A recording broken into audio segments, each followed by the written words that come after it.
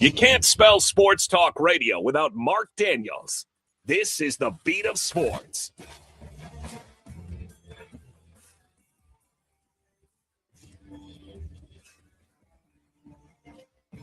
Yesterday, Chris shared a story that we're lucky he came in. He had the palmetto bug in his house. Oh, God.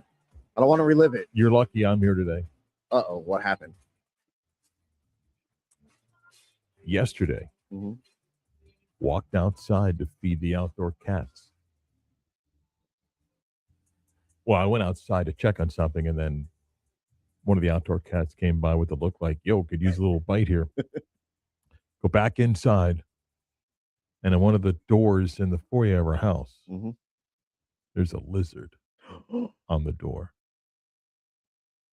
It's like 8 feet tall. 8 feet tall or 8 feet long? Both.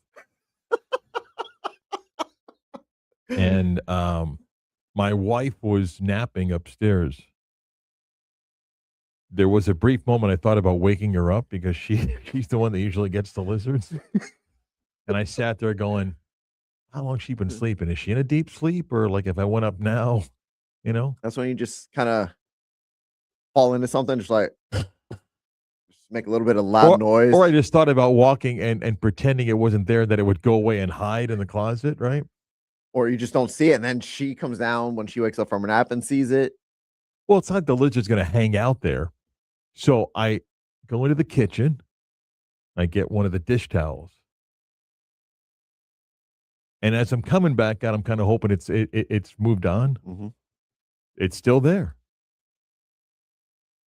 And I literally talked to her. I said, hey, listen, I'm just going to grab you, open the door, and give you freedom, right? So why don't we work together? I had this actual conversation. And I'm hoping it's not going to move like you, because then you got to do the, where's it going? Is it going up the wall? Is it going, right? So I slowly move in, holding the towel, my hand shaking, right? See, again, because if it jumps on me, it's cooties and Mark, this is amateur hour. Yeah. Get a broom and just. So I go up, quickly grab it, race to the door, which is only like 4 steps, you know. But to me, it seemed like it was a mile and a half. Open the door. The cat's like, what? What's going on? And I release it, and it lands and runs off.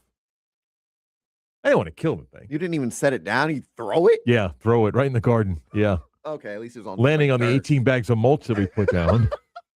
So safely landing and scooted away. And I think I helped. He didn't want to be inside the house. No food in the house.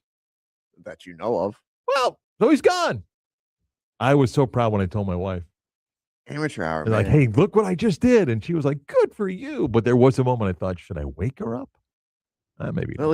At least you didn't have her standing there laughing at you. Man. Oh, I don't like lizards. In the house. Oh. Ooh. Yeah. Lizards don't bother me. Really? Yeah. The palmetto bug grosses you up and not the lizard. Yes. So if you're in the house today, lizard comes across the floor? Well, I can do you one better. My wife texts. I swear to God, we are not dirty. We're not a dirty household. Yeah. My wife told me she found a frog in our house. Not only am I moving, I'm leaving the state. I'd leave the state. I promise we clean our house. I would find daily. a frogless state. Yeah, she found a frog by our front door. In Florida, I mean, the minute you open your door, stuff, and then the cracks and crevices and all sorts of stuff. So, yeah. Yeah. Wow. Anyway. And then you get those stupid little gnats that are always somehow managing to get inside. Busy Friday show today, including another update. What are we doing? On the Tulsa Little League story. And we're going to bring the reporter, Marin Angus, back on just briefly, because I want Chris to know, because you don't know what the update is. I want you to hear, because now you know the Tulsa Little League team, they had an ineligible player. They used the Challenger division for special needs kids to get a kid eligible. There's an update that goes deeper. Am I going to like it? No, you won't be shocked at all. But there's an update. I'm going to get to that, but first, here's everybody's favorite segment. It's almost like an unwritten rule that when you become a father, you become king of the bad dad jokes. What is Forrest Gump's password? One Forrest one. Are you ready to laugh? We know at least one person is. Here's CB's dad joke of the day. Oh, that's so great. Mark, you made me feel so bad about yesterday's joke. I didn't even post it. Oh, that's not. Didn't even post it. It doesn't matter if I'm not the ultimate judge. Don't be intimidated by my stupidity. I was shook. I was shook. I didn't post it, but I think I got one today that will make up for it. All right. What do you got? What color is the wind? I don't know, Chris. What color is the wind? Blue. Because wind blows, wind blue.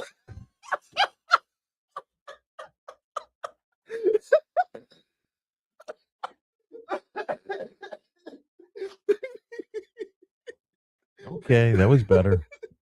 Wind blue.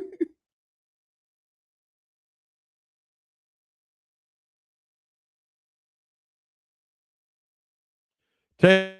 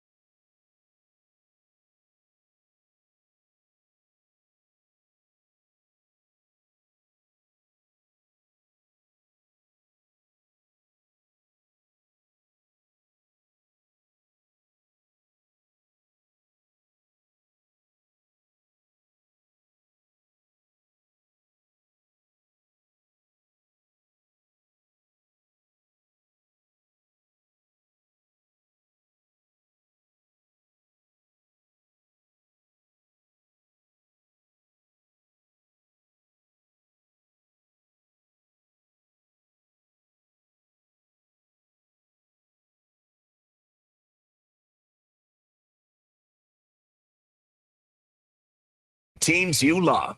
You're listening to Marc Daniels and the Beat of Sport. Earlier this week, a couple days ago, we're covering the story of the Tulsa Little League baseball team that was thrown out of the Southwest Regional for using an ineligible player in the Oklahoma tournament. Turned out that had a dad that tried to use the Challenger division for special needs kids to get somebody in that was ineligible and became a big mess. And they went to court to try to sue to get themselves back in the regional. Turns out that Little League Baseball then came back out of ruling, but the story doesn't end there. And I wanted to bring Maren Angus on for an update. She was kind to join us a couple of days ago, and she's been covering this and is on X or Twitter at Maren, Maren_Angus, Angus, and covers for Sports Illustrated softball, but has been following this story. Welcome back. Good morning. How are you? I'm good. How are you? All right. So last time we spoke, we were pretty sure there wasn't going to be another championship game on Tuesday. The parents of Tulsa Little League put out a statement blaming everybody but themselves. But now you've got the latest, and I wanted to bring you back on because it turns out maybe they weren't the only a dirty team. What's the latest on Tulsa and the state of Oklahoma Little League? Yeah. So I wouldn't say that the other team was necessarily dirty, as we found out as we keep digging through everything. The other team that played in the championship game in Oklahoma was not properly registered, and it was no fault of their own, as we have found out. So they did everything right. They kept checking in with the people in charge to make sure everything was right. They were told everything was right. And then now we're learning that the person who was supposed to register them for the tournament and push everything through to Little League International never did it. So to some degree, they were ineligible. So to some degree, they were ineligible. And they did admit to that. To me, they learned. They were like, oh, we were ineligible too. But it wasn't like they did it on purpose. And they were like, we filed all the right paperwork. We did it all. We have the receipts. And so, you know, and that team specifically, Washington County, while the majority of their team is a nearly intact travel team, it is a small town, and they all live and play for the team that represents their small town. What's the status of Tulsa's Little League charter? It's still an active charter. We did release a statement along with our story yesterday from two of the other charters in Oklahoma who are calling for action, right? They want the removal of the district administrator, the removal of the president. They want change at the Little League regional level, and they want change. They want everything to change. So that statement is out there. There is more, I've found out. I haven't released it yet, so there will be more. It's the story that never ends. Do the parents still hold to the same letter they put out that, hey, this is wrong, our kids were wrong? The dad, to the best of your reporting and others that I've read, just says, well, we got the age wrong for the Challenger division. They still hold to that story? Yeah, they do. They're still holding to that story, and they're still there. But instead of taking the responsibility themselves, they're saying the responsibility should be on those in charge. And you know, like as I keep digging and I keep finding the trail, right? It does make sense that they might have been following directions. That who was Tulsa? Yes. Who advised them then? It would have been the district administrator. Okay. But they're trying to tell us, hey, it's a coincidence that our softball team and our Little League team got thrown out of the tournament for ineligible players. Just, yes. you know. Yes. And to really understand the story, this is, this has been going on for years. This isn't like it just started this year. Right. And there's actually an interview with the district administrator that was released to the public in 2024, I believe, where she was saying that she just told them to find an address that fit the boundary. and that was on the record. And so if you have someone in charge telling you to find an address to be in the boundary, that doesn't exactly tell me that you're following the rules. Again, the team from Texas, they won. I saw they had a big parade to celebrate as they're going to head to Williamsport. So that's not changing. No. They're going to Williamsport. There's no more legal action that I'm aware of this. Just the Tulsa parents still have not said, hey, we kind of knew it was going on and so forth. And I guess we'll see what happens in the future for Tulsa's Little League. But I think Little League Baseball has to say we can't have the same people in charge here. Right? Yeah. That's the obvious thing that stands out to me too, is that you can't have the same people in charge moving forward, or else these stories are just going to keep happening. And now it's become a national story. So now you have reporters all over the place having an eye on this.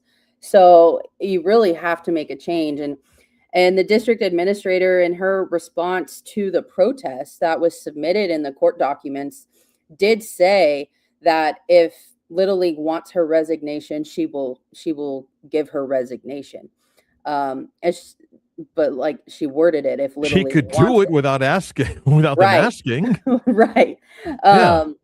And so it's just, there's a lot of like I said, the more I keep digging, the more I'm uncovering things, and there will be another update today. All right, Marin, I'll follow it. Marin Angus, softball on SI. She's on X or Twitter at Marin_Angus. Is more in the story of the Tulsa Little League, and it's a sad story that's a microcosm of youth sports. Thanks, Marin. I appreciate it very much. Thanks for having me. Everybody was dirty for the Oklahoma tournament. The league, I'll resign if you want me to. How about if you just do it on your own? What are we doing? How about we just do it on your own? What are we doing? I don't know, man. I don't know. 10 o'clock, Galway, WY, Jim Orlando, WHR, HD2, Cocoa Beach. Sabita Sports, Marc Daniels, Chris Vasquez over there. Bobby from Bowegans is here. How are you? Oh, hang on. There we go. Mike's on. How are you? I'm doing great. Okay. How you doing? I'm going to ask Bobby this, okay? So your son's how old? He's 11. 11. Could you ever see yourself in a spot supporting your son, just going, hey, we have to win at all costs, so who cares whatever the rules are? No. It's funny. Like, I remember going through my Little League. It wasn't the Little League World Series, but it was a version of that. Yeah. The team actually went to the championship. I remember some people on the team, birth certificates were probably changed a little bit. I've seen it. Right. But as far as me supporting as a parent, it doesn't make any sense. What message are you sending to the kids, and like what's the end goal? Like, right. And when your son loses, although he's old enough now, I think, but when your son started playing and lost a game, I'm sure you taught him sometimes you lose. Yeah. Right. Sometimes we don't win the championship, right? That's part of it. Crazy. Unbelievable. We just It becomes about the parents, not the kids. Oh, it's the most unfortunate part. Yeah. well, and how much from college football are these parents taking? Because they see everything happening at college, like money and winning. All of that matters. That's all I want is money and winning. Oh, I mean, Chris, you have families that move to live off their son now because the money they make in college football and basketball. So yeah, it's a crazy world. Let's pivot. Bobby's here from Bowegans. Let's talk about the other fun stuff. How you doing? I'm doing good. A lot of good stuff going on. Busy time. What's happening? First, what'd you bring today? So today we brought one. We've been talking about it for a couple weeks now. This is a really fun one we've done. It's called Cushed Out. Okay. It is a IPA we did. There used to be a dentist beside us that we had questionable ethics. We thought like we don't know what they were doing. But it was Kush was the name of it. So like A little bit too much laughing gas. Is that what you're saying? There's something. We always had a running joke. Okay. But no, so we did one when we took over that spot. We called it Cushed Out. One of our bartenders named that one. And so the idea was, what if we use something called terpenes, which terpenes are like an aromatic found in different botanicals and stuff. What gives it that smell, those bright tropical citrus flavors. Okay. We use a cannabis derived terpene in this one. So it has those bright dank flavors on there, but none of the other stuff, no THC, no CBD or anything like that. So it's just like those bright chemical compounds with that. And want to really kind of highlight a beer where we used those two things in conjunction with hops, because it's kind of like a similar family. Or both Sounds are hop- complicated. I was gonna say, so if you want to simplify it, what do you get on the smell with this beer? Let me go ahead and open it up, Chris. You could probably smell it Yep. from the studio over Yep. there. I'm sure Mark will be able to smell it here soon enough. A Bob Marley concert here right There now. you go. It literally smells exactly like what you would think it would be. Yeah. Like we were cleaning the lines one day, and the bartender looked over at me because she saw me looking around. She's like, "I swear to God, that's not me. It's just the beer." It's very dank. It's pungent. But it's also has those bright citrus tropical flavors, and you get everything you want in like a West Coast IPA with this one. But you got an extra fun like aromatic to it. And the flavor follows through. It actually blends in really well. And the biggest thing we want to do with this one is hit that balance. We don't want to just use it just to have that flavor and be overly like too much of that flavor, too intense. So it's really like a cool, I think, combination. So we got a West Coast IPA here. Where are we looking at ABV and IBU wise? Yeah, we're mid sixes. I think we're about 6.5% on this one. IBUs, we decided to go really hard with it. We went about 101 IBUs, which is about the threshold of what you can actually perceive and what most people can taste. So we wanted that big, bright, dank bitterness on there. I can't smell it. Yeah, you could probably smell it from across the studio too, Mark. Yeah. So we wanted that firm bitterness, that classic West Coast where you feel that enamel stripping off your teeth a little bit. So how does IBUs and ABV kind of correlate? Because Tropical Fusion was your double IPA. It was in at 8.4%, but it was lower on the IBU scale, where this is a lower ABV but higher on the IBU scale. Yeah. So with that, the more alcohol in there, the more sugar is going to be left behind in that beer, and you can do a little bit higher bitterness and have that ratio go like not be as intense. So the lower the alcohol, the higher the IBUs, the more you're going to be able to perceive that firm bitterness. So this is going to have that classic West Coast. Like you're going to know it's there. You're going to feel that effervescence in your mouth with those hops. So if you're a true hop head or another head of some sort, you'll definitely be into this beer. Smells like the Hollywood Sportatorium in the 80s right now. I'm just telling you what it smells like. You got a busy next couple of weeks, right? You got a lot of stuff going on. A lot of stuff going on. We have our Sour Fest, which is one of our biggest events each year on the 22nd. So next Saturday, we're dropping 3 new sours that we're super excited about. Having a lot of guest taps on as well. So if you're into sours, this is your time of year. It's our time to shine here. Oh, I cannot wait. I love me some sours. Now, for the sours, did you do just straight up sours? Did you do sour IPAs? Did you do another beer mixed with a sour? So we're gonna do the three new drops that we're doing next week. They're all gonna be available in cans and draft in both tap rooms. One's gonna be like a Bellini style sour with peach, pineapple, and mango. We have one that's like I guess a higher ABV for a sour. But it's a cherry ice cream sour with Madagascar vanilla beans. And then we're doing one called Day Zero, which is like a lemon candy style sour. So if you're into that old classic lemon candy one, it's going to be right up your alley. That sounds fantastic. With Sourfest and just sours in general, how many different types of sours are there? Because you have the sours, you have Berliner Weiss, you have a was it a goose or a goes? Yeah, I mean they're Sour puss. What are you pointing at me for? Chris is never sour. Come on. I know. No. Thank you. I mean, there's a lot of different sours, and the beauty of it with that, especially like I said, we like to Americanize a lot of different styles. Because you have like a mixed fermentation sours, you have your gozas, you have the Berliner Weisses, like you talked about. We've pretty much coined the term like Florida Weiss, which is taking like a classic German style wheat sour and then fruiting the heck out of it. So, which is similar to what we do. We do a lot of different fruit variations. And then you have like more dessert style sours, which we're doing like with that cherry one. It's like we're actually putting ice cream and cherries and vanilla beans and all of that good stuff in there. So it's kind of endless, but a lot of them are based off of like the ones that we're doing are going to be more like Goza or Berliner Weiss style. And then you have like mixed fermentation sours, which we're going to have some of those on. We're bringing some stuff in from other breweries and brewers that we have. So a lot of cool stuff there. Something for everybody. Both locations or which location? Both locations. Okay. Yep. Yeah. All the beer releases will be at both locations. Castleberry, we're going to be doing a little bit more of the guest tap stuff, and we'll have some special food menus that we're going to be dropping. So there's going to be some new food items that will be paired with the different beers. So the masterminds back there are cooking up some really cool stuff. Nice. Tell folks where to find you and all that stuff. So 2 locations in Central Florida, one in Castleberry in the corner of 436 and Redbug. We have another one in Avalon Park, the marketplace at Avalon Park. So if you like food halls, there's a lot of different options. There's always cool stuff going on. Check us out online at bowegans.com, BOWIGNS.com, and at the social medias at Bo Wiegans Beer Company. Thanks, Bobby. And they can get the one you brought in today? We got this one on tap. It's flowing. It's good. You got that one and one without the terpenes in it, correct? Yes, we have the two.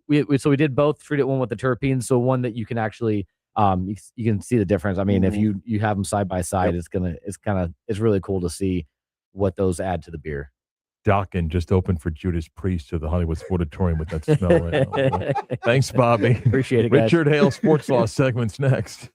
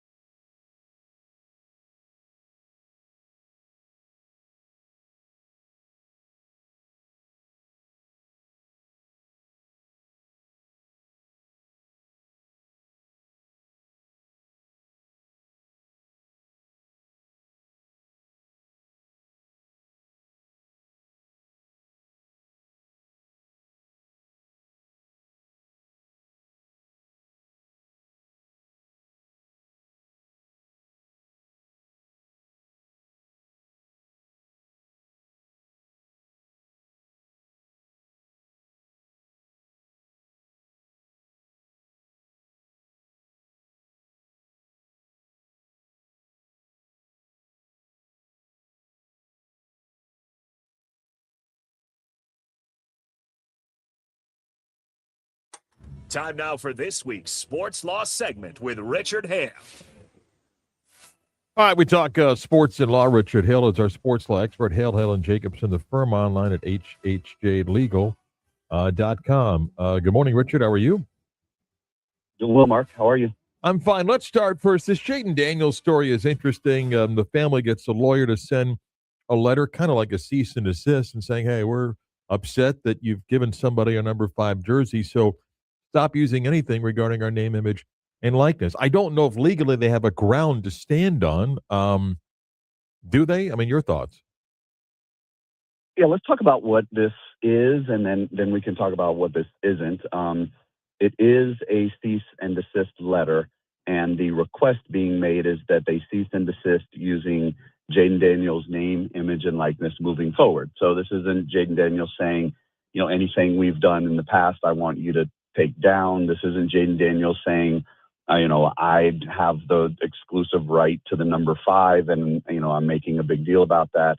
That's not what this is. All he's saying in the letter is we don't want you using my name, image, and likeness moving forward. And I think we all know why. I think this is obviously, poor form on his part and with respect to the request that's being made and maybe why it's being made. And this feels a little childish in nature. But that being said, what the legal side of all this is LSU being asked to cease and desist from using his name, image, and likeness moving forward. Well, that would suggest that at some point in time, there was an agreement in place between Daniels and LSU to use his name, image, and likeness. So if you want me to stop now, that suggests that at one point in time, you were allowed to do so.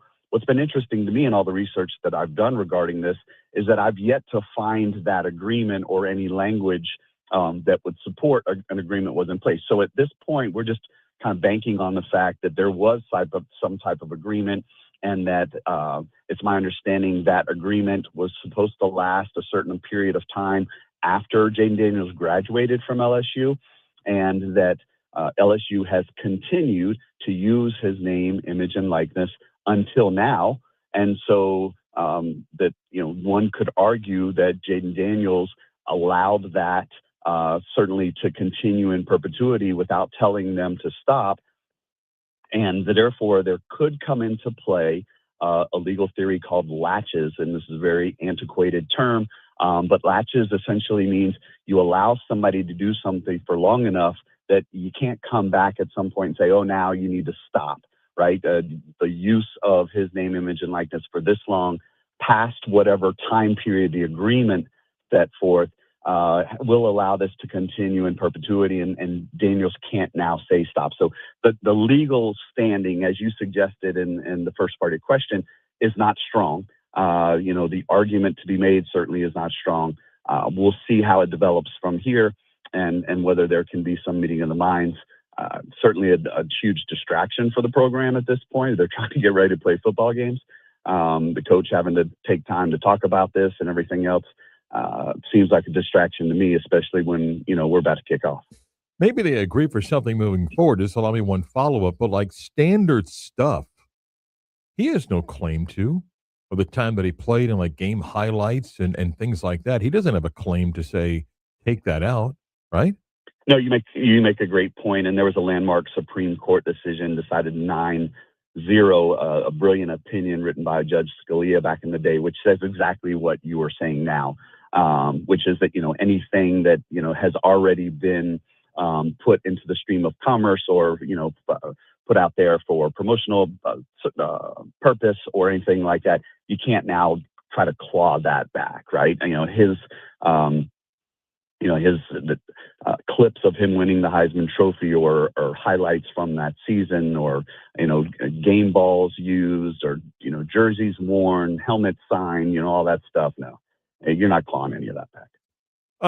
It was a story this week, the Tulsa Little League story of the use of an ineligible player in the state tournament. They're pulled from the regional tournament. Parents go out and find a judge. The judge gives them a temporary, relief. Then Little League baseball. I mean, you have any thoughts on? Again, we're going judge hunting to get something that we want and everything. Any legal thoughts on what we watched in the last few days with that Tulsa team? No real legal thoughts here. The injunction was granted, and then an adult stepped into the room and overturned it, which was the right decision to make after looking at all the facts. Or why does the judge, Uh, Richard, even give the initial injunction? I mean, on what grounds? Well, on the grounds here that the relief being sought was immediate, and they felt like there was no other chance for this team to compete. And we don't know whether the judge at that time had all of the facts, but the judge is trying to, give everybody an opportunity to do the right thing. So they grant the injunction to try to buy some time so that we can figure out factually what happened. And that was the reason, I think, initially for the injunction, is to kind of at least have everybody take a breath and figure out what the facts were. I think as those facts came to light, the second judge stepped in and said, hey, guys, we're not doing this. And, shame on the parents in this particular instance, but it's not the first time we've seen parents get overly involved in youth sports. So likely won't be the last. We talked now for a couple of years, John Gruden's case versus the National Football League, and I'm pretty sure you've said Gruden may have a case here, but the latest is, has a judge told him, hey, you're taking too much time here? What's the latest where the judge says pick up the pace to Gruden's legal team? Yeah, ironic a little bit, because I do think they have a case, and I think it's a case that should be moving forward expeditiously, because there's the longer this thing drags out, the more opportunity there is for evidence to get lost or for things to happen. And I don't know why you'd want to wait on a case like this. And so his lawyers keep saying, hey, we're moving this along. We're moving this along. Finally, had the judge step in this week and say, no, you're not. And we need to sort of proceed with a little more haste in this particular instance. And I couldn't agree more. This is the type of case that you want to get to trial. This is the type of case you'd be salivating to get in front of a jury. And the fact that they're dragging their feet is of some concern. Whether they're waiting on information from their side and trying to respond to some discovery, and that's the hiccup, isn't quite clear. But certainly the judge is not very happy with the speed that this is moving towards a trial. So this week the lawyers got their hands slapped, and we'll see what happens now. Collectible businesses as hot as it's ever been. Baseball cards as hot as they've ever been. We have a case where a potential class action lawsuit of individuals that said, okay, I was buying fractional shares of these cards that could sell for millions of dollars. Company gets sold, and all of a sudden things are being done differently than when I bought in. And are we protecting my fractional ownership here? What do you make of the potential class action suit regarding the collectible people, and say, wait a minute, somebody's doing something wrong here? Yeah, so sticking with the football theme here, somebody fumbled at collectible for sure. This is as you described it, this is fractional ownership in memorabilia. So, Mark throws in $5, Richard throws in $5, and we try to buy a Michael Jordan rookie card. And if we are successful, collectibles will hold on to that, and hopefully that card appreciates in value over the years. And when it does, collectible then sells the card to another investor, and when the sale occurs, you and I get a return on our initial investment. And I'm sure if you look at the initial documents, there probably was at least some guarantee or a promise of a certain amount of return that a collector should expect. There were promises made regarding the safekeeping of the items once they were purchased and how they would be kept safe, and then there was supposed to be updates provided to the investors as the card would sell, and you'd know the price and who it was being sold to, and or if it went to auction and it sold, you'd be kept abreast of what was going on with the auction. So there were a lot of requirements on behalf of collectible to maintain the integrity of the memorabilia, and then to notify the fractional owner when that memorabilia sold. It doesn't appear that any of that happened. Yeah. It appears to me from looking at these documents that this was more like a giant Ponzi scheme than it was anything else. This was an effort to collect a bunch of money from people, and then there was a change in ownership at collectibles. I don't know if that's to blame, but certainly, none of the promises that were made in the original documents were kept. And so now you've got a lawsuit, and we'll see how it all shakes down. If there's money left in collectibles, I don't know. Where the memorabilia went seems to be of concern. So, we'll keep our eye on this one, but I'm not sure that there's a lot left there for these investors to go after. Thank you, Richard. Have a great week. I appreciate it. All right, take care, Mark. Richard Hale is our sports law expert. Hale and Jacobson is the firm online at hhjlegal.com. Want to thank the good folks who came by today, bringing us incredible food from Yak and Yeti. So good. It was really good. They brought by just great stuff. They brought by the Dexter's dip, little cheesy spinach dip. Greek chopped salad, Mediterranean skewers. The chicken was fantastic. The ahi tuna nachos, Oh, so good. the bulgogi chicken, which is really good, and then the chicken tiki marsala. I mean, unbelievable. It's all part of upcoming Taste Central Florida, presented by Edward Jones. Comes to the Orlando World Center Marriott Friday, August the 28th. 100% of the event proceeds benefit Second Harvest Food Bank of Central Florida and the Coalition for the Homeless of Central Florida. You got more than 100 of the top chefs in Central Florida, restaurants and beverage experts for an incredible night. You can learn more and get tickets by going to tastecfl.org. That's tastecfl.org. And some of the great folks have come by throughout the week to drop things off here at the iHeart Palace. And the food was fantastic today. I know you ate a bunch of it. I'm still munching too. Really, really good stuff. So we thank them for bringing some goodies by. You can listen to this show on FM 96.9, AM 740, always on the iHeart app. Please make us a preset for your options there. You can listen to this show anywhere in the world on the iHeart app. You can watch the live video stream on our YouTube page, 96.9 The Game Orlando, or access that via Twitter at 96 Game On. And Chris wants you to follow the show, The Beat of Sports, on Instagram. That's right. Okay. Follow us on Instagram. Mike O'Donnell is going to talk a little basketball with us next.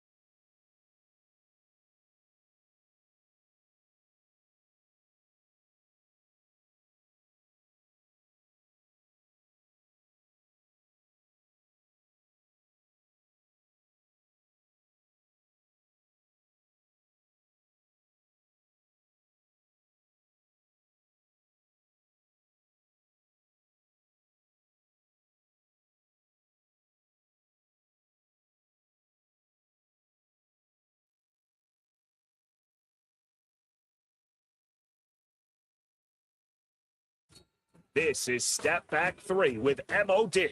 Straightaway 3, it's it. Let's talk college hoops. Let's talk hoops with college basketball analyst Mike O'Donnell. Talk basketball, talk life, talk a lot of things with Mike O'Donnell, who joins us on these Fridays at this time. Good morning, Mr. O'Donnell. How are you? Oh, Mr. Daniels, I'm great, man. I want to ask you about your vacation, but before I do that, can I? There's a couple things here. Number one, Chris is the elite dad joke guy. Yep. And I thought I had one, and I said it to him, right before we got on air. Yeah. And I kind of got like the pity laugh. Oh, It wasn't a pity So laugh. bummed out. Oh, I my was so God. bummed It wasn't a out. pity Like, laugh. Oh.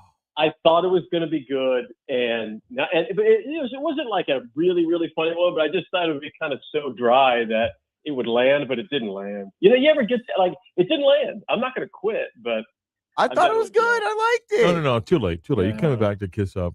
No, Mm. I told Mike I liked it. yeah. Mike, I'm your friend. What do you want to ask me about my trips? Hold on, I wanted to tell the joke Shut to up. you. I wanted to hear how the vacation was. That's all. Which, I was in New York for a couple of days. Oh, excuse me, just kind of reveling in the basking in the New York Knicks glow. Well, I did see. Chris knows this is like a pet peeve of mine. I think when you wear the jersey of a player, your physique has to somewhat be within the range of the player that you're wearing the jersey of. So my stance on jerseys. Yeah. Yeah. So the guy that has like a Jalen Brunson 6XL, it just doesn't fit. Okay. It's Mark. Yeah, Mark. It doesn't fit. Mark. What? Take it easy, man. Take it easy. Sorry. Please. Sorry. Oh my gosh. I'm glad you're back. Hope you had a good time. And then my wife and I stay at the same hotel. We go to New York. Great hotel. Know the bellman. Know the manager. We have the same room every time we go. It's great. But by the time I walk through the door when we got dropped off, I'm down like $60 in tips already. I'm getting enough. Tipping culture stuff. Well, because Ralph the doorman, I got to take care of my guy Ralph. See, he gets a 20 just from showing up and shaking my hand. He's got a 20. Then you put the bags aside, then you pick the bags back up, and then you tip the other guy. And I'm like, I'm down $60 in 8 minutes without even a slot machine. You think you're better than me, don't you? Right. You think you're better than me. Right. So anyway. Oh man, Yeah. That's tough. The last thing I want to say, I actually could use a piece of advice. I need to get out of a text message group. Oh, and I kind of don't know how to do it. Oh, you're asking me? Yeah, I need to get out of a text message group. I had lunch a couple weeks ago with a good buddy, UCF grad, just all time great guy, and we were just catching up about stuff. And he goes, "Hey," he asked the question that I do not like getting asked this question. And he goes, "Hey, what do you what do you do? Are your Fridays typically pretty busy?" And I was like, I work full time. You know what I mean? Yeah, they're always busy. Right. He goes, in the mornings we got a pretty good pickleball game. And I said, "What?" He goes, "Oh yeah, you don't play pickleball?" I said, "No, I absolutely do not play pickleball." I said, my wife. Yeah. My wife is a very good pickleball player and obsessed. Yeah. With the cult of pickleball, and she says, or he says, "Is always does she play a lot? Is she really good?" I said, "Oh man, yeah, she plays like at least 3 days a week." And he goes, "Oh, okay, yeah, my wife's playing a lot too. I mean, would she have an interest in coming to play in one of our games? Maybe we could play in her." I said, "Yeah, sure. I don't know. Like, I'm not going to coordinate this thing, And I made a text intro to Annie, to my friend, like, "Hey, and she knows him as well. She didn't know I played pickleball." Well, he added me to a pickleball text message group. It's him, his wife, and me and Annie, and it's every day something about pickleball. The last conversation that I had to read through was Annie invited this couple to play in her pickleball group, right? Very, very not very nice of Annie. Annie's very hospitable. Yeah. And she goes, is it outside? And Annie's like, yeah, it's outside. I can't. I just got a face peel. A what? A face peel. Oh, come on. Here. I have to get out of this, Chris. No. What am I supposed to do? Here's what you do. Is there something technologically Well, I think you're advanced that committed. I can get out? I think you're committed by marriage, but if you want, just add me, but make sure they don't know who it is. And let me dive into the conversation. I can't tell if you're serious or I'm not. dead serious. Because if you're serious, Yeah. this is going to be really good. Just like add my number and maybe they won't know, and I'll be like, hey, I'm excited, and then I'll start talking trash. You want me to bring the heat to the kitchen? Is that what you want me to do? I just bought these. Yeah, just bought these new muted balls. You guys want to play? Yeah. Oh my gosh, that was just add me. I might have to. I got to figure out how to do that. I've got the button on my phone. I'm not as technological. I want to do this before at some point we get to a little bit of basketball. Yeah. But earlier this week, a story came out in Arkansas during a high school football practice. Somebody took their helmet off to say to the coach, feels like something's out of my helmet. And it was a 2-foot cottonmouth snake. And I brought up the Kevin Smith story, and I don't think Chris Vasquez either remembers or has heard of it. So can you please share the great Kevin Smith, running back at UCF, NFL player, now very successful college assistant coach. Can you share the Kevin Smith snake story? Myself, UCF Hall of Famer Kevin Smith, UCF Hall of Famer Mike Sims Walker got invited to scrimmage against the UCF women's basketball team. At the time, it was like early in the season, and they were trying to kind of put in their press break. And so they asked, hey, would you like to play pick? I was like, yeah, sure, I'd love to help. I'm in. And I was like, yeah, I love Mike, love Kevin. Those are good guys and buddies. And we go in and warm up, and Kevin sees me warming up. He starts laughing at me, and I'm like, it takes me a while to get loose, Kev. And Kevin's just a ridiculous elite athlete. But he walks up and he goes, "Hey man, it's really good to see you, man." And we really had to see each other for a while. And we go and we dap up. You get the bro hug, wrap up, and then I step away, and I'm lacing my shoes up. I'm sitting down, tying the shoes up. I look over and I see Kevin unwrapping something which looks like a thick piece of string from his neck. And I was like, what? Huh? And I looked, and it was a snake. It was a snake. He was unwrapping his snake. And he puts it in this little thing and then goes into a bag. I said, Kevin, he goes, yeah, he's brand new. I didn't want to leave him. I didn't want to leave him at home. It was like a necklace for his snake. Yeah. I said, did I just hug you? I can't stand snakes. I don't like snakes. I can't stand snakes. Oh my gosh. And I was, to this day, I'm actually sweating right now, just talking about it because of how it totally freaked me out. It was nuts. I said to CV, I said, let's say Kevin stole the snake on him and he decided to play. And they're like, okay, Daniels, you got Smith. That's when I go, hey, what do you guys think about zone? What do you guys think? Yeah. Yeah. Yeah. What's your thoughts? Little 2-3 zone? You want to play box and one? What do you guys want to do here? Huh? Go just camp out in the corner. Yeah. Let me. By the way, yes. Kevin Smith, Mike Sims Walker, really good hoopers. Those guys can play. Yeah. Really, really good. I didn't know Kevin until you told me, but I knew that Mike Sims Walker could play ball. I knew that. I want to play something for you. It's a few days old. And I admit, I've done a 178 on this guy because Dan Hurley, I used to despise Dan Hurley, but he's now grown on me. Here's Dan Hurley from a few days ago talking about the current state of his sport. Also, like at some point you got to care about the sport, and especially if the sport has given you a lot. If you're a coach and the sport's given you a lot, it's like doing things to hurt the sport so that you can win a little bit more. think you got to be able to look in the mirror on that, especially if the sport's given you a lot already.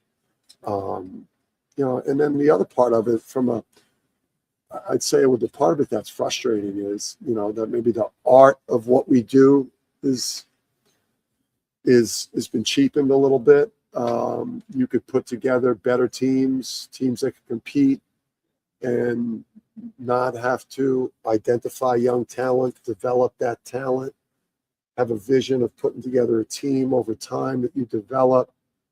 Now you can screw up high school recruiting. You could screw up portal recruiting, not have a very good team, and now start plucking from a group of players in August and put together. So I'll hand it back to you. Nothing that you and I haven't talked about before, but that was Dan Hurley, without mentioning names, I think taking a shot at his fraternity of coaches. Your thoughts? He 100% was. He 100% was. And you can say kind of taking a shot. I think he really believes that. And there are a lot of people that don't like Dan Hurley and get frustrated with Dan Hurley and just kind of his sideline demeanor. Right. But he does. If he does believe in something, I still truly feel that Dan Hurley loves and believes in college basketball. And he's it's got like the younger version of Tom Izzo, right? Of how much he cares about it and believes in it. And I think that was him voicing his frustration, Mark, in honestly, probably the most professional way possible, where, he didn't take just immediate jabs at particular coaches, but it was more of just a general reflection on the sport. I agree with everything that he said. Everything. I would like recruiting high school talent to still mean something. I had no issues with teams getting players out of the portal.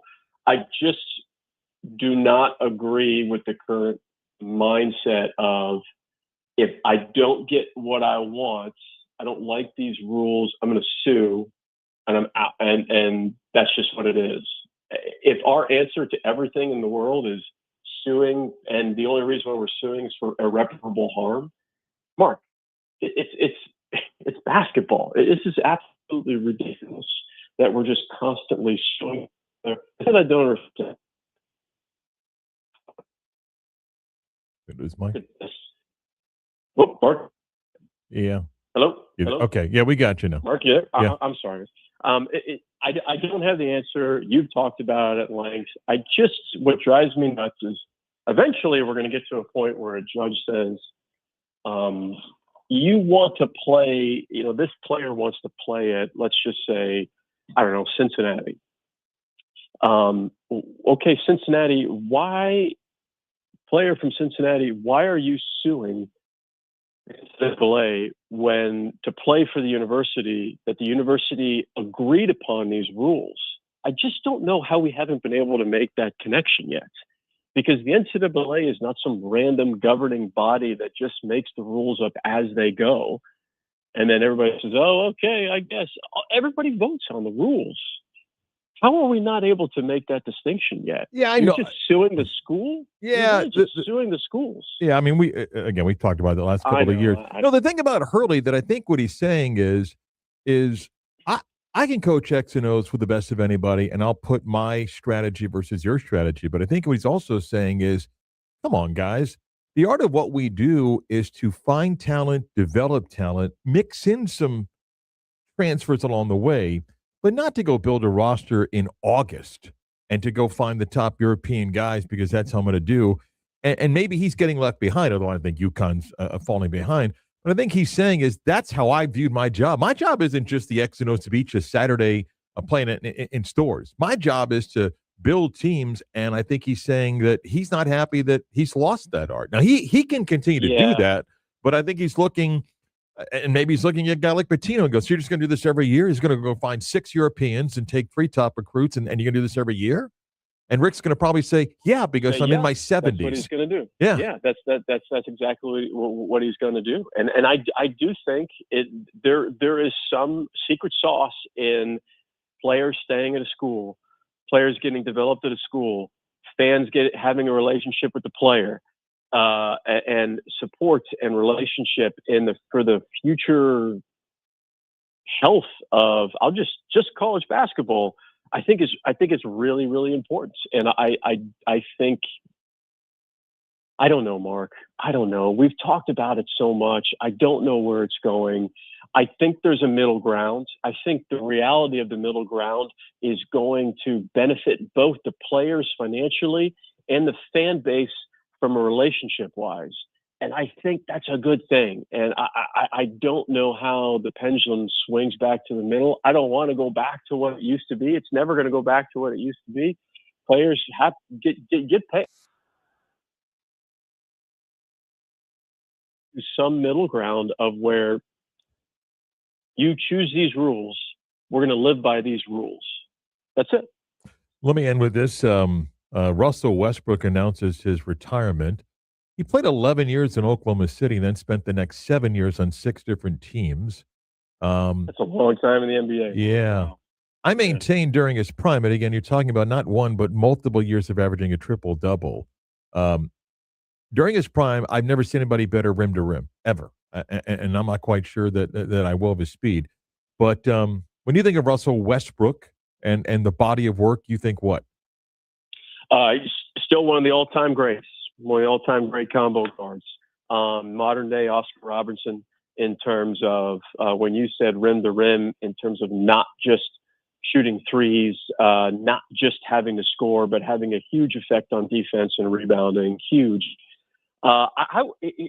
It's funny. I was thinking about this the other day. I'm glad you asked this question. If you told me, do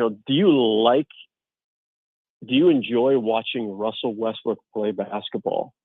I would say yes, and that but is, I loved watching him compete. It was a joy to see that guy play that hard every single night, every single possession. It was crazy how hard he played all over the floor. I'm watching this and I'm like, how are you still doing this? This is your list. It's not like it's your 3rd or 4th year in the league. And it's so inspiring. His game was not fluid and smooth, though. Quite the opposite. It was very much about, I'm either going to be stronger or faster than you, and there's nothing you can do about it. So there were times where I'm like, I don't know how to learn from Russell Westbrook. I always like watching guys I can learn from. It's hard to learn from him because I'm like, who could possibly play that hard, that fast, that quick, that athletic, that and with that kind of bounce? Pretty amazing. An amazing talent, an amazing competitor. I think his competitiveness was even stronger than his talent, and that's how I would describe him. Well said. Good stuff. Mike, have a wonderful week. Thank you very much. You got it. Thanks, Mark. Mike O'Donnell, inside about a whole bunch of things. How do you not laugh at his joke, even if you didn't think it was funny? I did laugh.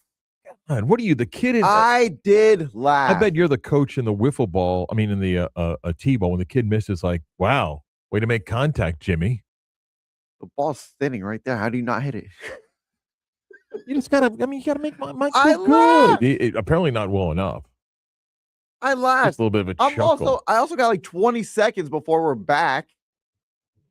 Excuses, huh? All right. I cannot make you happy. It is impossible to make you happy. I'm happy. Look at the smile on my face. I couldn't be happier, for crying out loud. Really, really happy. By the way, try to name every team other than OKC that Russell Westbrook played for. Go. Kings, Wizards, Rockets, Nuggets. He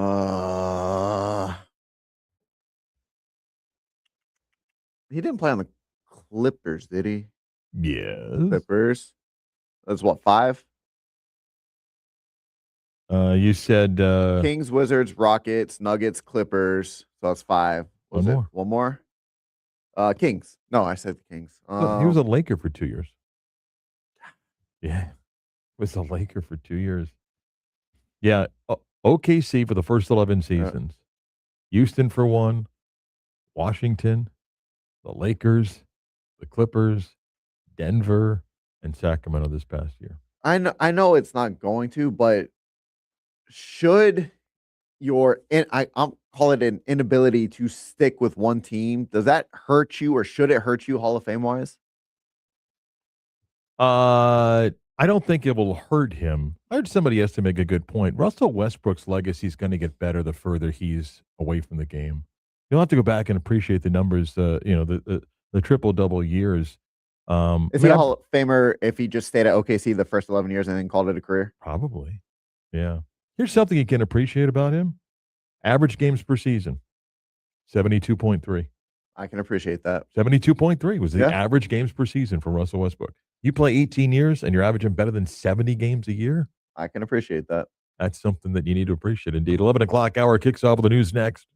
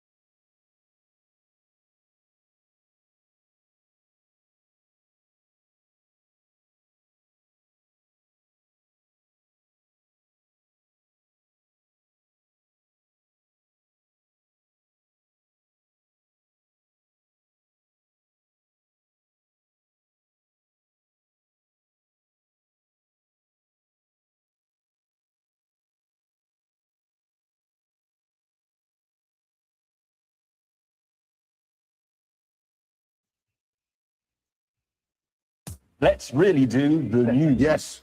Now it is time to do the news. But now it's time for the news. 11 o'clock hour, WYJ Orlando, WJRR, HD2 Cocoa Beach. Vita Sports, Marc Daniels, Chris Vasquez over there. Upset news. Flag football domination for the Americans may be over. May open the door for those NFL players as American Samoa beats the U.S. 38-32 in dramatic fashion at the World Championships in Dusseldorf, Germany. Do you know who was the winning quarterback for American Samoa? Tango Walauhu. Did I get that right? To his brother. Mm-hmm. Yep. Five touchdowns in the victory. Is it Talia? How do you pronounce it? Talia? Snaps the Americans a streak of championships. So Tagovailoa can win. Well, at least one can.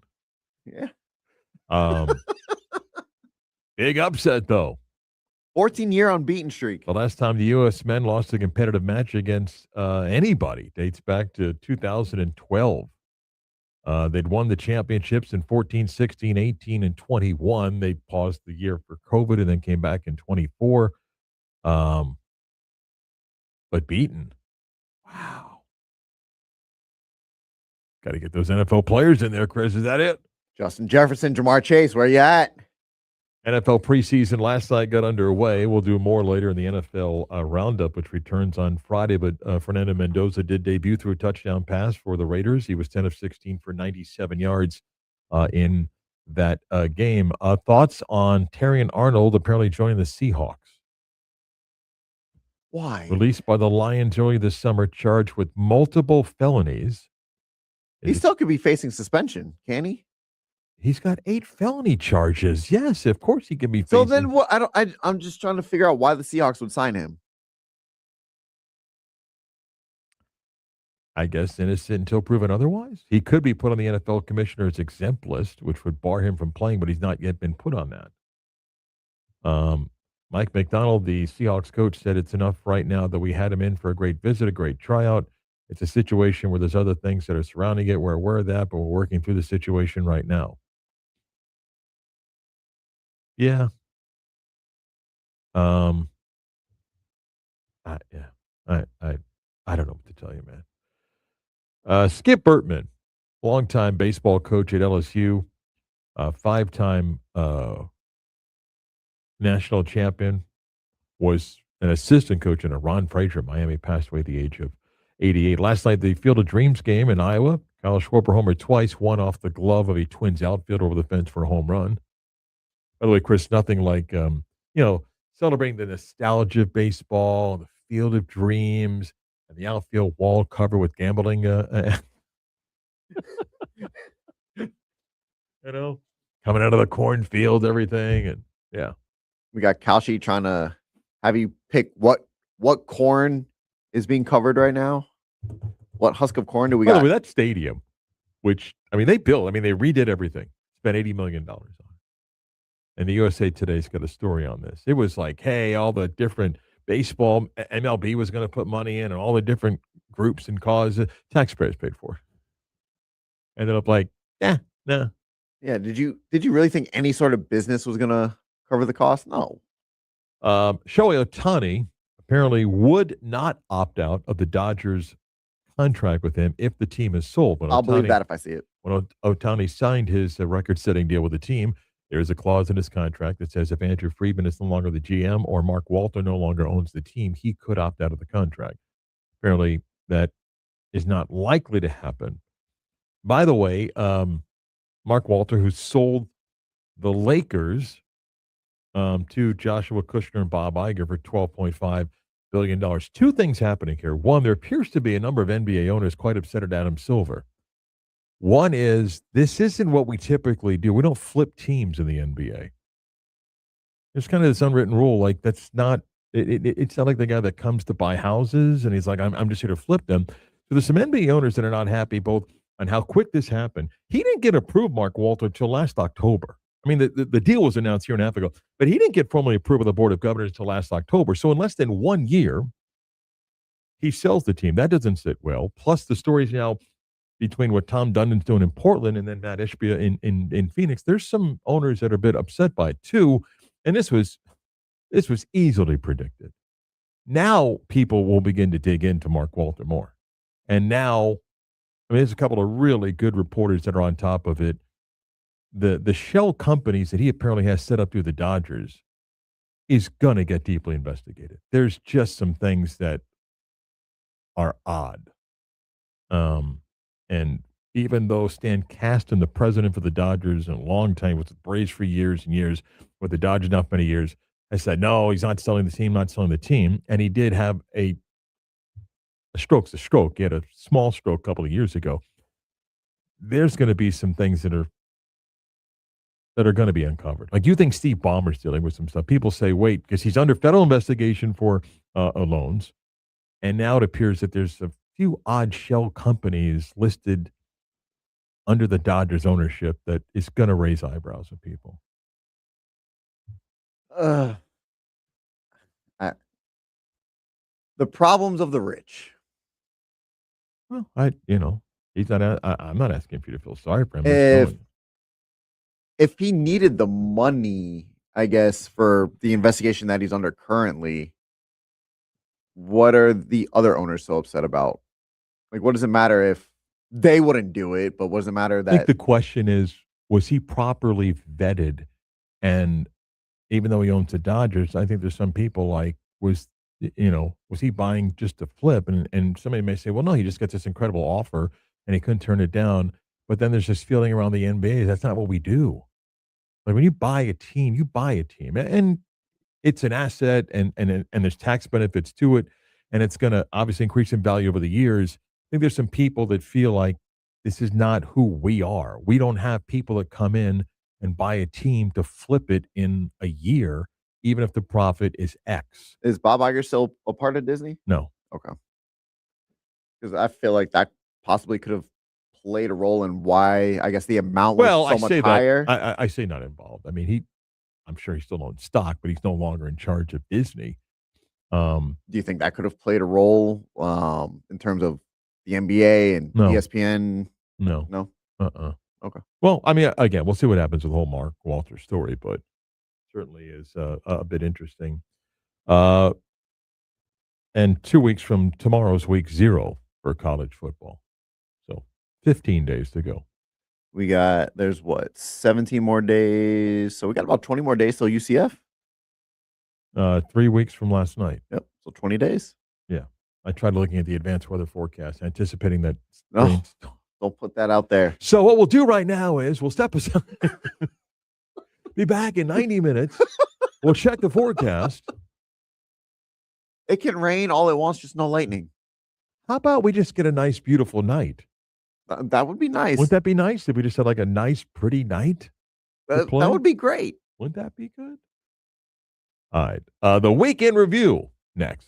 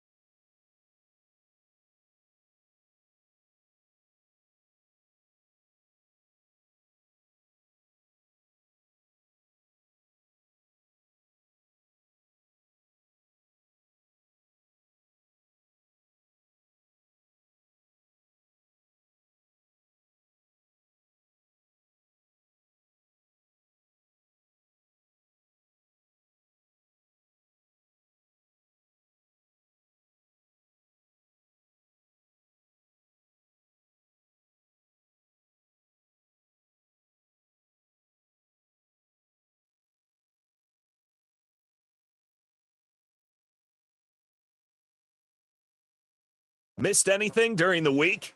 What? We've got you covered. Yeah! Here we go! Let's take a look back at the week that was. It's the Beat of Sports Week in Review with Marc Daniels. Time to look back at the week that was on our program and go back on Monday. John Lose joined us, covers Florida State, writes for Tomahawk Nation, and asked him about what happens to Florida State with the whole Protect College Sports Act if they are able to kind of see a way to get out of the ACC. I don't think Florida State spends several $1 million in legal fees, and with that lawsuit, without at least some assurances that they will have a landing spot. When you look at the number, Andy Stables wrote an article a few years ago. 4 million TV viewers is the magic number for Fox, ESPN in terms of that's what they actually pay money for. There's at this point 2 programs that still consistently deliver at least 4 million TV viewers for marquee games that aren't in the SEC and Big Ten. Notre Dame, Florida State, that's it. I think, so at some point they will end up in, whether that's, with a Power 2 league, whether we end up having a breakaway league, whatever that next step for college sports looks like, I think Florida State will be in there. It is going to be a very hefty check. How Florida State pays for that is still clearly to be determined. John and I disagreed a little bit on that. One, I don't doubt the brand of Florida State still has value. Don't average 4 wins the next 3 years because, things change quickly. Indiana went from the worst program in the country to now, they're a lock if there was to be a Super League. And 2, the check to get out, Florida State's got financial trouble. They do. They have a number of financial issues. And they go, it's so big deal. You borrow this, that. I just don't think it's as easy as people think. And in my opinion, and I'm just one person, I do not believe for 1 second Florida State knows they have a landing spot. None. I do not believe that the SEC and Big Ten have any interest in expansion today. 0, none. Anybody that says they've got a landing spot, I think you're just wishful thinking. Doesn't mean that they wouldn't be attractive if there was this, hey, everybody's available. But I don't think either of the Power 2 have any interest in expanding at all today. On Tuesday, as that Tulsa Little League story began to develop, Chris and I were talking about parents trying to buy their kids happiness and championships. Parenting's not easy. You're going to learn. And hopefully you make the right decision, keeping the best interest of, in your case, your daughter, if you have more kids in mind. It gets tougher. It gets tougher because the minute you see heartbreak for your kids, you want to fix it. And sometimes we think, well, fix it. How do I make them happy? Well, happy is winning. Happy is, I can help make you a champion. So just to kind of piggyback off of that, parents want to make sure that their kids don't experience heartbreak. What about when they get their first girlfriend or boyfriend? How are you going to fix that? Oh, no. Are you going to buy them? You're not wrong. I'm just saying. Another spouse? What are we doing? Some parents make the right decision. Some parents don't. And there are different reasons why they do it. Some parents can afford mistakes, meaning I'll buy my way out of it, or I'll buy my child's happiness. Others, and every family, every parent's different.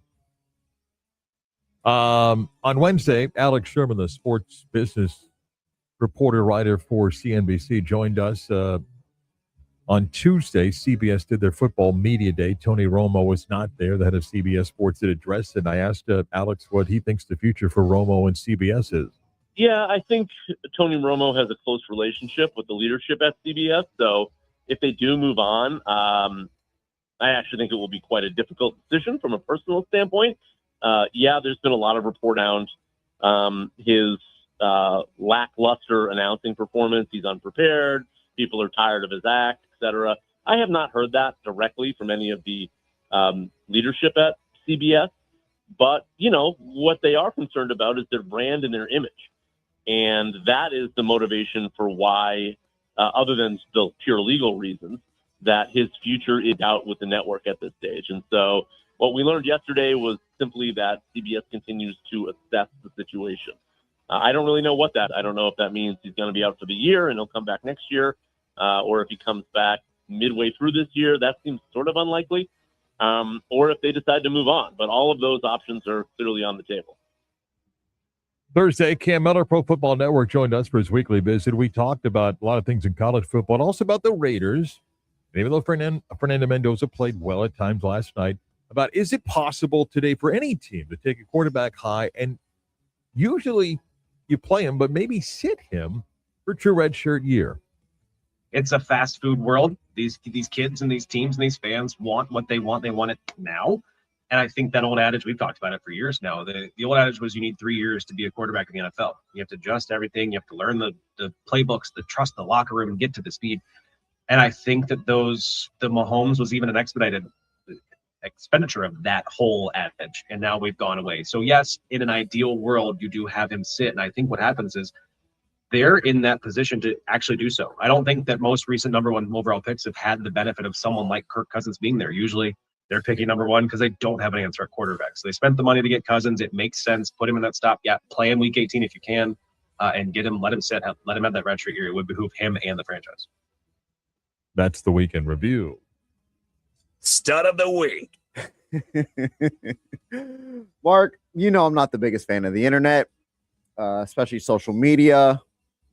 But I got to say, have you seen all of these memes coming out just kind of ripping on the whole Jaden Daniels number 5 jersey thing? I've seen several, yeah. So just some of these memes. The NBA has reportedly mandated 4-on-4 basketball to avoid unauthorized use of Jaden Daniels number 5. Instead of giving a high 5, you give a high 4 as to not hurt Jaden Daniels' feelings. Subway is no longer offering the $5 footlong. Cinco de Mayo will now be known as Cinco de Mayo. You know what? Sometimes the internet can be a fun place. Can I tell you my favorite one? Yes. Somebody said, did he ask Heath Schuler if he can use number 5? The internet sometimes can be a good place, Mark. Wow. And this is absolutely ridiculous on Jaden Daniels' part. And if it is true that his mom is behind this, then Jaden Daniels needs to be a big boy and tell his mom to maybe butt out. But my stud of the week, believe it or not, is the internet. So mine is something that I thought was innocent and to understand the moment. But of course, the internet had it twisted into something else. Okay, so just that you're giving a stud here, it's kind of a dud to me. So in all the drama of all this Little League stuff that's going on with Tulsa and the just the controversy with youth sports and everything, the team from Arizona was playing in a regional. And the coach comes out of the dugout to go to the mound where his pitcher is very emotional right now. It's a tight ball game. It's an elimination game. And the manager, Drew Brevogel, is caught because we got to have live mice for everything, right? So he goes up to try to calm his kid down. Not his son, but the pitcher. And he just says, hey, I'm so proud of you.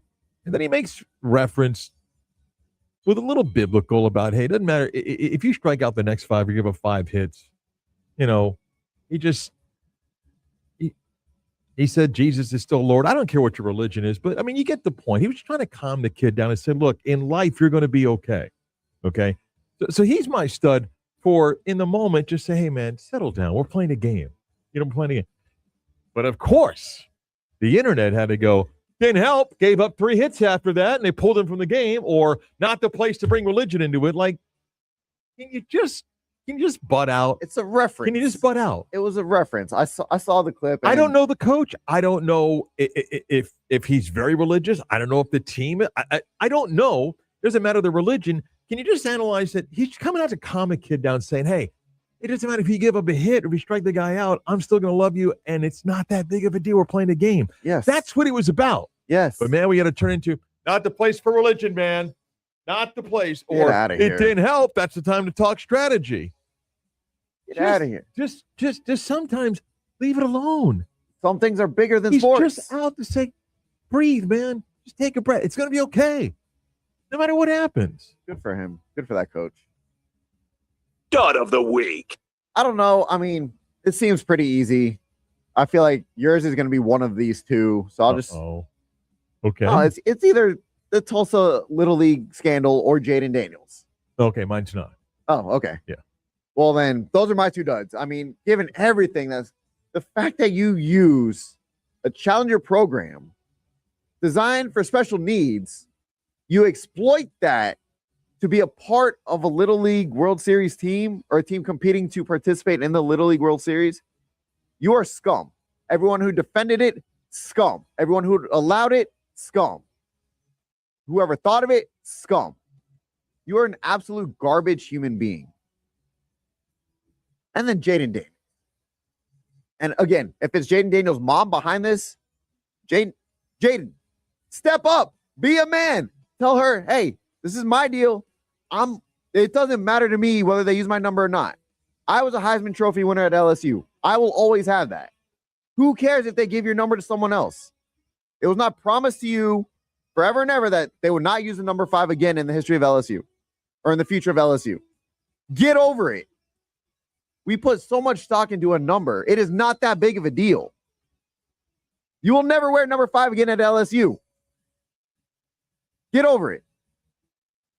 Mine is somebody that we've talked about a few times in embarrassing situations, and talented player, opportunity to sign a massive deal.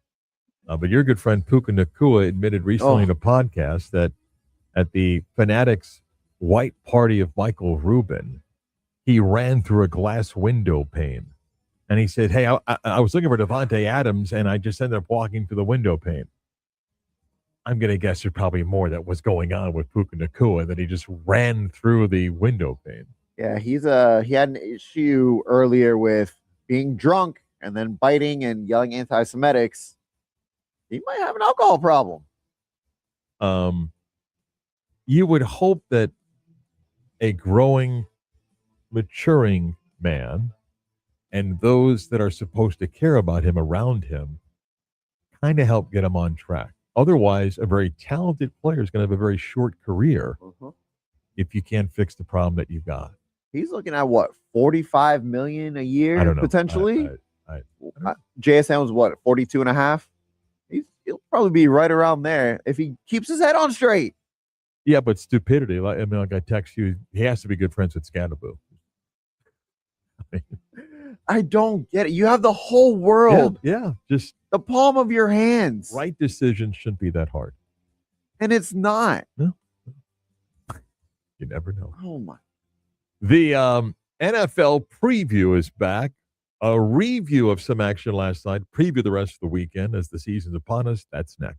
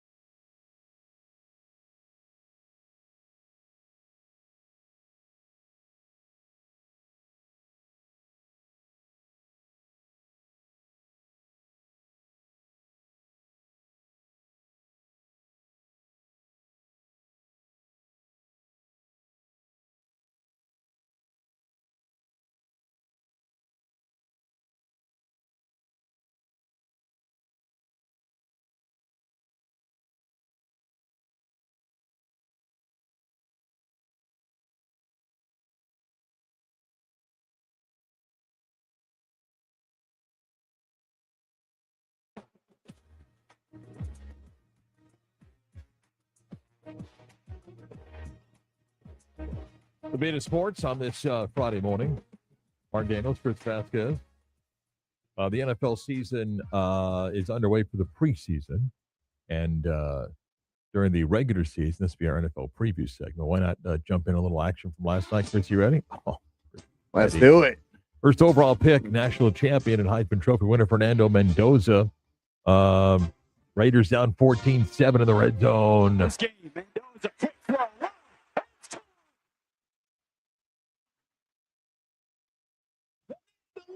With his first Raider touchdown, and goes to Davis. 10 of 16, 97 yards and a touchdown for Fernando Mendoza last night. Chris, any thoughts? Hard to take away really anything, especially from preseason week 1, given the defenses and everything, but getting your feet wet. I was listening to something yesterday. They talked about how Fernando spent a lot of his time in the shotgun in college and how he's going to have to transition to being under center in the NFL. Seemed like he handled it pretty well. Let me tell you, handling pretty well. The veteran himself, Gardner Minshew. Timeouts. They're going right there. Back shoulder. Touchdown. Jalen Brooks was big on the drive. A 6-yard score. Almost similar to the touchdown on the last drive. Raider defense in midseason form with the performance last night. Drew Aller, the Penn State quarterback, had a big night for the Pittsburgh Steelers. He's got to feel his confidence on that. Aller sings it over the middle. Weegen's going to turn on the speed.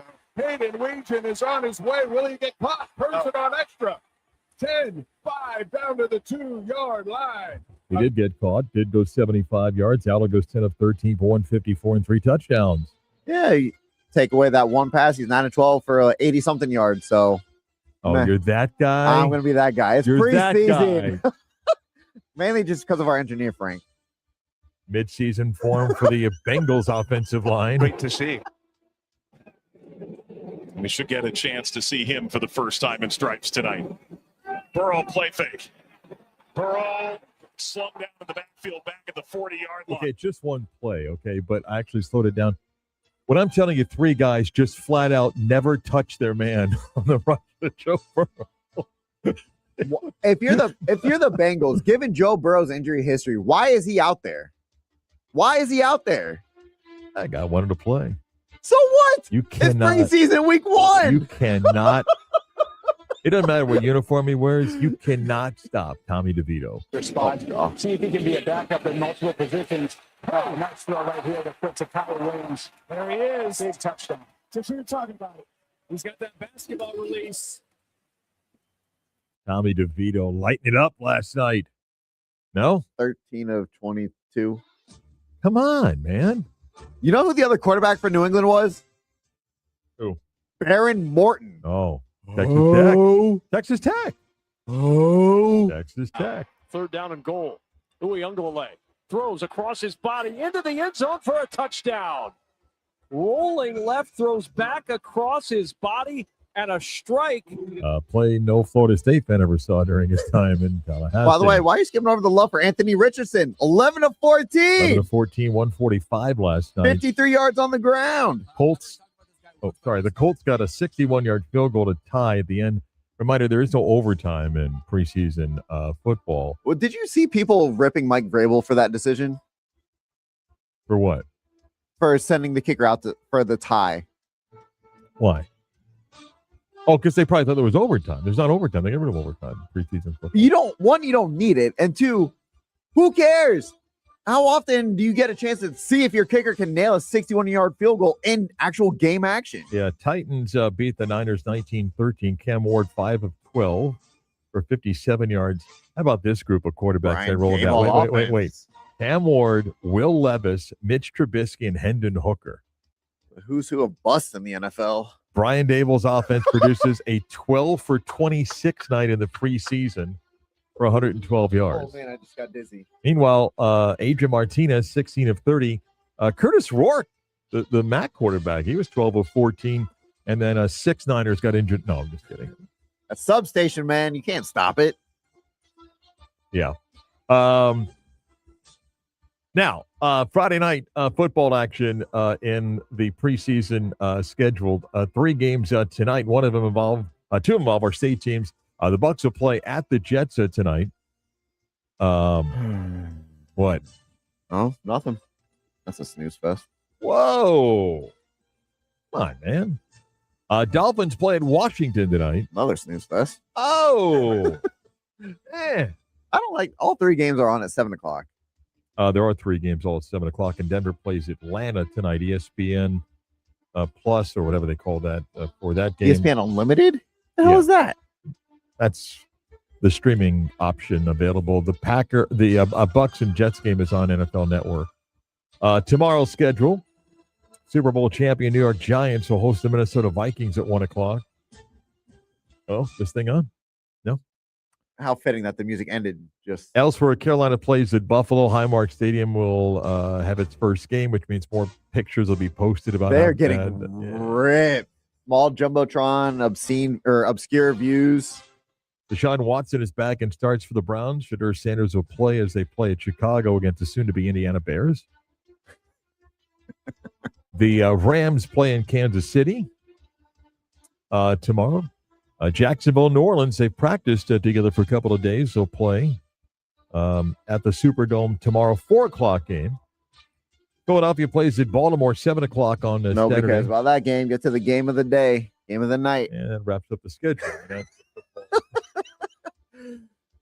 Your 2026, 2027 Super Bowl champion Cowboys. Cowboys played Seattle against the Seahawks, NFL Network game on Saturday night. Football's back, baby. Football is back. Last night on NFL Network, which is nice, and they should all the time, kind of a mini version of Red Zone. They're popping in and out of a few games last night. And I do get a kick because the NFL Network will do their own production of games, but then the cut-ins, it's the home team doing it. Mm-hmm. And, it's funny. During the regular season, every game's a national broadcast. But when you get the little bit one-sided view, it is a little bit different. Did you see the Raiders? They had Fernando Mendoza's brother in the booth, showing off the cool jacket that he had and everything. That was an afternoon start in Vegas. Yeah. That was a 4 o'clock. I don't mind it. It is. Raider fans don't work. So. No. Did you see Fernando Mendoza, what he said about the Strip? Yeah. What do you think about that? You're going to live in Vegas. Yeah. And you compare the Strip to like a haunted house, like the Boogeyman. Listen, man, he's young right now. He's different. And if he plays good football, nobody should care. Nobody should care. I don't know. Max Crosby might have something to say about it. Look, if he needs a room with the Bellagio, I can hook him up. I can make a call. There's somebody that he wants wants a suite or something like that. Listen, the minute he's drafted with the Raiders, all that stuff, him in that town and everything. And listen, he's a different dude. And if you win football games, nobody cares. Nobody cares. I think he'll be okay. Yeah. Yeah, he'll be fine. Carson Beck didn't play. He was hurt last night, so he didn't play in that game. But you can't stop Gardner Minshew. Yeah, Jacoby Brissett did all that fighting for a new contract just to get benched yet again. This time by Gardner Minshew. Gardner Minshew can play in his mid-40s. I mean, guys like that always have a job. They do. Will he? You know, played last night. Joe Flacco took the field last night. Joe Flacco was out there again last night. Why is he out there? He loves playing football. He said it. He just loves to play football. I thought we were going to see Aaron Rodgers. Mike McCarthy said he's going to play in 2 preseason games, so I guess it's the next 2. They didn't plan on playing him last night. Well, then it's the next 2. Aaron Rodgers doesn't need to be out there. But Joe Flacco plays because he loves football. Okay, it's the preseason. You don't need to be out there. You imagine if something happens, because you almost assume something's going to happen to Joe Burrow, especially behind that offensive line. You lose your top 2 quarterbacks in meaningless preseason. If you told me today, one plays, the other's a backup. Like, who's more likely to get hurt? Burrow. He just seems to be more fragile. Joe Flacco, been pretty durable throughout his career. Well, you don't want to take that chance. The Burrow thing was funny because he got sacked so early. It's like, and then Zach Taylor's afterwards about the protection. That's on you, dude. If you're going to play him in the preseason game, the other team's going to try. Yeah. There's no red jersey in the game itself. So we kind of did that an alternate version quote unquote, of On the Mark, Off the Mark on Tuesday, Yeah. where I asked Google Gemini some questions. Right. I did ask it, and it didn't really give me an answer per se. Is there a coach that gets fired mid-season? I could see Zach Taylor being Is a one of those coach that guys. gets fired in the NFL? Yeah. I could see Zach Taylor being that guy. Yeah. I mean, there's always somebody that's a Zach candidate. Taylor, Aaron Glenn, Dan See, I Quinn, don't maybe. think I think Aaron Glenn is safe for the year. Think so? I do. You know, they bring in Frank Reich.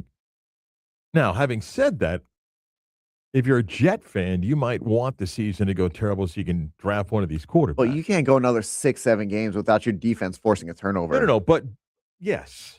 But I guess I'm saying is if the Jets, I'll give you a number. If the Jets go 6-11, that's an improvement. Right. 6-11 with two defensive guys that the Jets are very high on. Two young defensive players. And you brought in Frank Reich. You got Geno as a stopgap. I tend to not think that they would blow him out. Yeah, I mean, you may be right about Zach Taylor. And if things go south in Washington, I don't know about in season, but there's always somebody in a hot seat there. I don't think Shane Steichen in Indy. Yeah. Todd Bowles in Tampa. I mean, if the Bucs are like 2-5 or something, I don't know. I tend to think the Buck management would let the season play itself out and then make a change. That's what I think would happen. I told you before the season, Vita Vea is not taking a snap with Tampa, and this is Baker's last season. But by the way, why is Robert Saleh better prepared now? Like I was watching some of that broadcast. He's just in a better position now to succeed. Why? He was a good DC, was a bad head coach with the Jets. Yeah. Goes back to being a DC, which is what he may be really, really good at. Mm-hmm. Why now is he a better head coach? Right? We've talked about it. I think there's guys that are destined to be coordinators. Yeah, and I have nothing against Robert Saleh, but like, he just set up to succeed here. I'm like, why? Why? I mean, They're void of talent. The offense wasn't very good in New York when he was coach, but that defense was fantastic. Right. He just may be a great defensive coordinator. That offense was hard to watch last night for them, boy.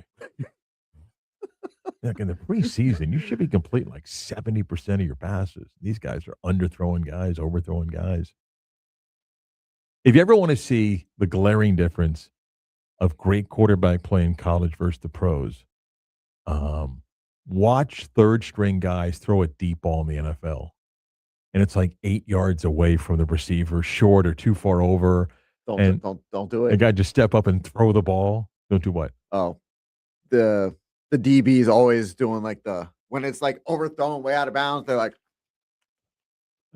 they did something. Oh, the sword. No. I forget it. Maybe it was Drew Aller, although he looked pretty well. I think it was in that game. Or maybe it was the Packers. They went deep. Yeah, I think it was the Packers. Went deep. The ball's like 8 yards away from the receiver. No, the DB's still doing the incomplete hands up. Like, he didn't do anything. Okay, he overthrew the receiver and 8 yards. But he's still doing the old incomplete. I covered it. Lockdown coverage. Yeah. By the way, third string guy hoping to be in Birmingham with the XF or the UFL next year. Yeah. That's what I was gonna say. Can you really be out there celebrating if you're not even guaranteed to make a roster? The ball's nowhere near you, and you're just like, it was. You can't stop me. You can't throw on me. Like 8 to 10 yards away. Yeah. All right. We come back. We'll put a wrap on the week next.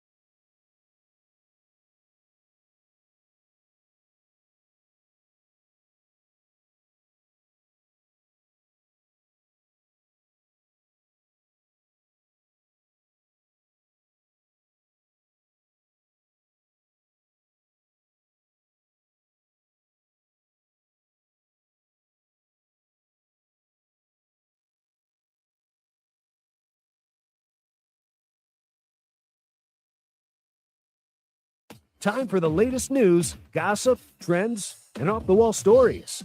Trends. That's the craziest thing I ever heard. All right, you've got preseason football. There's 8 teams kicking off tonight, so enjoy that. Anything big for the weekend, Chris? I'll be bartending at Bowigan's Castleberry tonight, as well as Avalon Saturday with the Cowboys game on. Okay. You? Got some things for the weekend that busy time of the year, but we'll get to all that stuff. By the way, can I give you one other follow-up on the Jaden Daniels thing, number 5? Oh, please do. Well, one, you can buy jerseys now. Mm-hmm. Any jersey that has 5 with Jaden Daniels on it, he kind of still gets something for that, but they're not producing any of those of LSU jerseys. I just saw people asking, is a DJ Pickett number 5 going to be available? Because there seems to be this anger among some LSU fans saying, if so, we'll buy it. By the way, how sad is that a guy 3 years removed of what he did has now drawn this wedge between fans? It's his fault. Oh, I know. Not that people would do it, but what if someone wanted to order just a custom jersey? Who does that money go to? So say they went and ordered a custom LSU? jersey Yeah. and then got number 5, and then Daniels just happened to be the Well, last you wouldn't be name. using the official LSU logo and stuff on there. So then he wouldn't get. I mean, I guess you could get a jersey and then put it on yourself. But I'm saying, like, if you he order wouldn't get anything. custom, okay.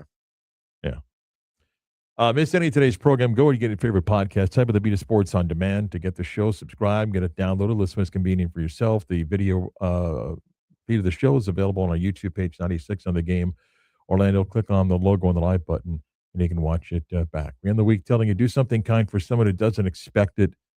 They'll appreciate it. You feel good about yourself, and it's easy to be kind. Have a nice weekend. We'll see you Monday, Chris. See you, Mark. Chris produced. I'm Marc Daniels.